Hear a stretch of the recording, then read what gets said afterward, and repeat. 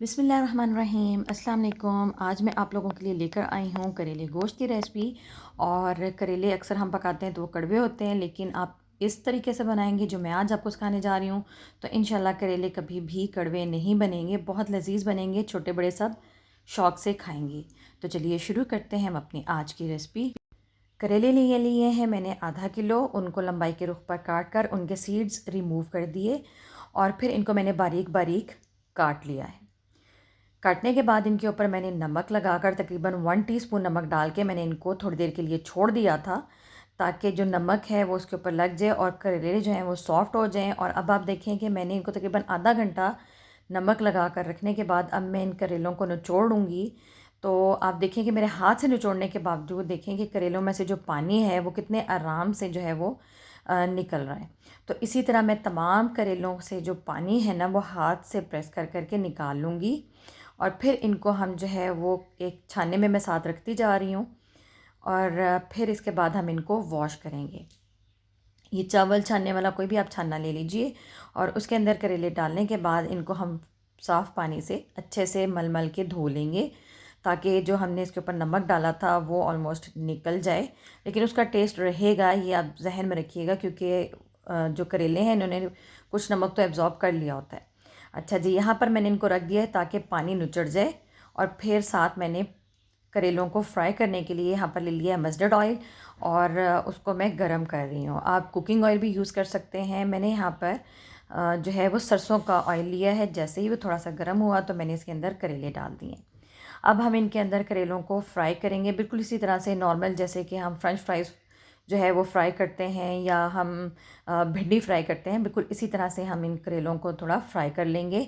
जब भी थोड़ा इनका कलर चेंज होगा और ये थोड़े क्रिस्पी होने लगेंगे तो हम इनको निकाल लेंगे। यहाँ पर आप देखेंगे करेले अच्छे से जो हैं वो ऑलमोस्ट फ्राई हो चुके हैं। तो मैं अब इनको साथ साथ निकालती जाऊँगी और एक प्लेट में उनको रख लूँगी। मैं इसी तरीके से करेले अमूमन जो है वो फ्राई करके फ्रीज़ कर लेती हूँ। इससे बहुत सारा टाइम बच जाता है। जब आपको चाहिए हो आप निकालें और उसी टाइम पे इनको पका लें।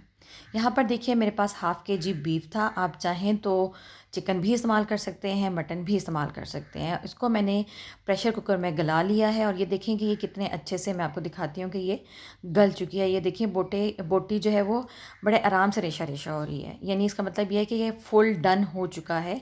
और इसको मैंने जब बॉईल करने लगी थी तो मैंने इसमें हाफ़ टी स्पून नमक डाल दिया था। तो गोश्त को भी अब हम साइड पर रख लेते हैं। अब हम करते हैं इसको पकाने की तैयारी। यहाँ पर मैंने एक सॉस पैन ले लिया है। इसके अंदर मैं डाल दूँगी कुकिंग ऑयल। सिर्फ 2 टेबलस्पून हम कुकिंग ऑयल लेंगे, क्योंकि जब हमने करेले फ्राई कर लिए हैं तो उनमें भी ऑयल मौजूद होगा। तो कुकिंग ऑयल जैसे ही गर्म हुआ तो इसके अंदर मैंने डाल दिया है 1 टीस्पून गार्लिक और लहसुन अदरक फ्रेश। मैंने उसको जो है वो क्रश कर लिया था, कूट लिया था। और इसको हम थोड़ा सा ब्राउन करेंगे ताकि ये थोड़ा सा पक जाए। और साथ ही इसके अंदर हम ऐड कर देंगे टमाटर। यहाँ पर मैंने लिए हैं 2 अदद बड़े साइज़ के टमाटर थे। अगर छोटे टमाटर हों तो आप 3 अदद भी ले सकते हैं।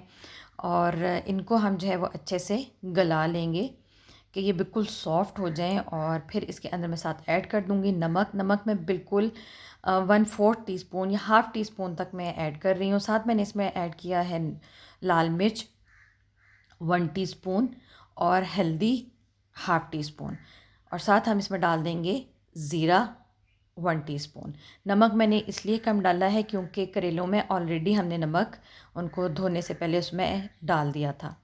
और यहाँ पर आप अपने टेस्ट के अकॉर्डिंग नमक या मिर्च कम या ज़्यादा कर सकते हैं। टमाटर जैसे ही भुन जाएंगे तो मैंने एक कप में पहले से इमली जो है उसको तकरीबन 1 टेबलस्पून इमली, यानी बड़ा चम्मच इमली का लेकर मैंने उसको भिगो दिया था अच्छे से वॉश करने के बाद। और अब उसका जो मैंने उसमें से गुठलियाँ निकाल ली हैं और उसका जो पानी और पल्प था वो मैंने इसमें ऐड कर दिया। ये इसकी स्पेशल एक ट्रिक कह लें या टिप कह लें कि ये जो करेले हैं मज़ीद उनकी कड़वाहट को कम करने में हमारी हेल्प करेगी।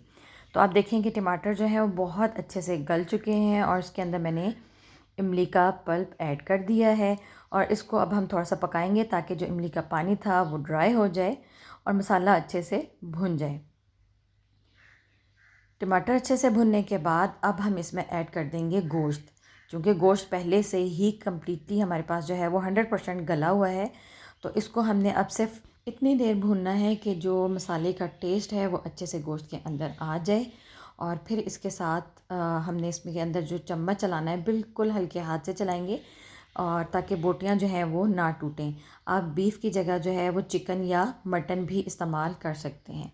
यहाँ पर गोश्त में जो है वो आप देखेंगे इसका ऑयल रिलीज़ होने लग गया था, तो साथ ही मैंने इसमें ऐड कर दिया है प्याज। प्याज जो है वो मैंने बड़े साइज़ के 2 अदद प्याज ले लिए थे, उनको स्लाइस में काट लिया। और प्याज को मैंने बहुत ज़्यादा नहीं पकाना, जस्ट इतना सा बनाना है, पकाना है कि जो प्याज है वो अच्छे से थोड़ा सा मिक्स होने लगेगा। तो साथ ही मैं इसके अंदर डाल दूँगी करेले, क्योंकि मुझे प्याज जो है वो थोड़ा क्रंची चाहिए, मुझे बिल्कुल गला हुआ नहीं चाहिए। साथ मैंने इसके ऐड कर दिए हैं करेले, और करेले चूँकि हमारे पहले से ही फ्राई हैं, अब मैं इनको बिल्कुल हल्के हाथ से हम इनको मिक्स कर लेंगे, क्योंकि हमारा जो करेले गोश्त है वो ऑलमोस्ट रेडी हो चुका है।